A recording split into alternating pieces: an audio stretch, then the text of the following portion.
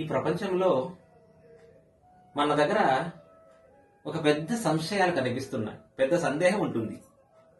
ఏమండి, నేను మంచిదే చేస్తున్నాం, ఎప్పుడు ధర్మంలో నిలబడుతున్నాం, ఎవరెవరు నా దగ్గర ఏం కావాలని అడుగుతున్నారో వాళ్ళందరికీ కూడా మంచిదే చేస్తున్నాం, చూడండి నాకు వచ్చేదాన్ని కూడా ఎంత బాధలు కనిపిస్తున్నాయి చూడండి.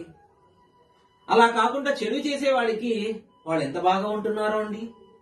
అది ఎందుకు? అది భగవాన్ మంచిది చేసే వాళ్ళకి మంచిది కదా ఇవ్వాల.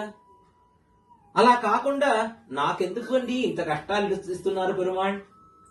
అప్పుడప్పుడు మనకి ఈ సందేహం బయట వస్తుంది.